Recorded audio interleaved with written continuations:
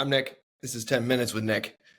And this is my version of trying to do some good in the world. This currently is in relation to a young, I say young, but obviously young to me is relative. I'm not talking about somebody who was 10 years old. I'm talking about an adult, but somebody who was too young. There's been too much of it in recent years, all over the place. And it's not just the high profile cases, it's the low profile cases, the cases that the world doesn't hear about. In particular, however, this case is one that we have heard about. Johnny Wachter, who, it rhymes, and I can't help that, and I am so sorry. Johnny Wachter is an actor in Los Angeles, probably most known for his time on General Hospital. He was taken from the world far too young. And he was taken for an exceedingly dumb reason, and not an error of his own, an error of simply the world we live in. He interrupted thieves who were stealing his catalytic converter, the piece of metal off his car worth probably $100 at scrap value. Pathetic.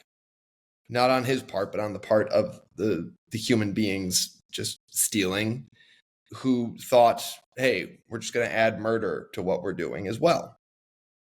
So obviously this young man was taken from us far too soon. I have no money. I can't raise money for the guy. I have no real connections. I can't implore the police to do more, but I can talk. So that's what I'm going to do. I'm going to talk about the man, and I'm going to talk about solutions that we all can participate in. Number one, there's some kind of GoFundMe going on to establish a nonprofit in his honor. It's a good idea. It's a nice idea.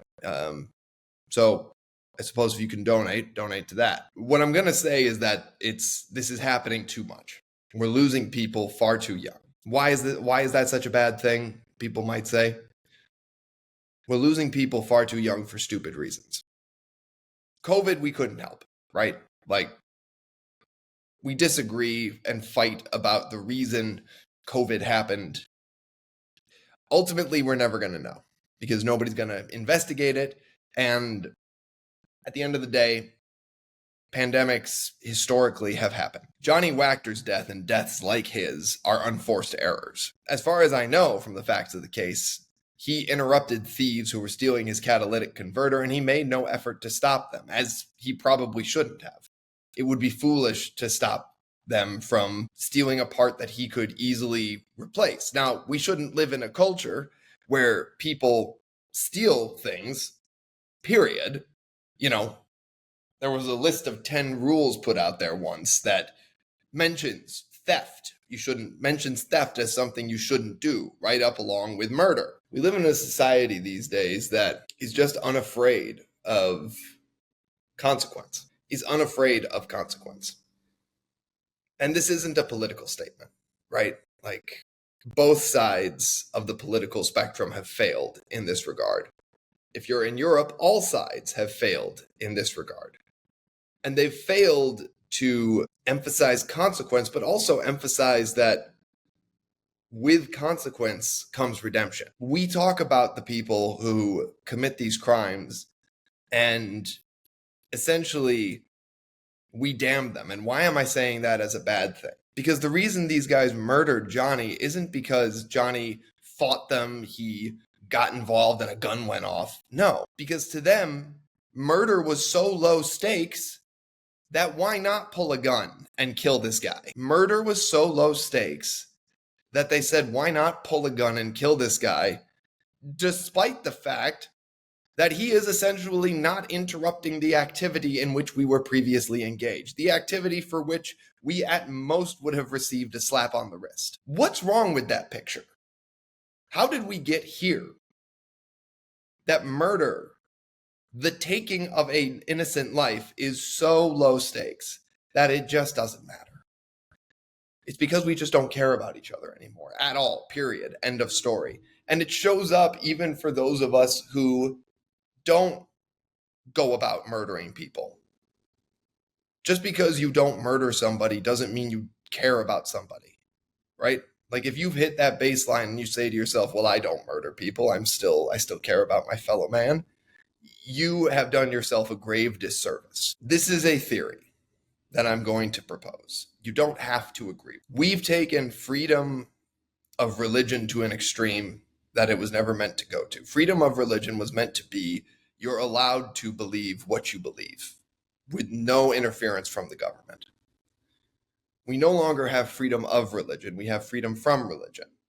And that doesn't mean everybody in the world has to be Christian. I'm obviously Christian. I've been very open about that. But the reason we have religion in general, even if you don't buy into the concept of redemption from the cross, even if you don't buy into that concept, what we have with that concept that comes along with that concept that comes in the Islamic in the Islamic conceit, it comes in the Jewish conceit, it comes in the Zoroastrian conceit, it comes in the the pantheon, the polytheistic gods. It even comes, I don't like to say it, but it comes with the way Satanists view themselves. It comes with a central figure who promises both reward and consequence. It grounds our morality in something. Humanism, I think, loses that a little bit.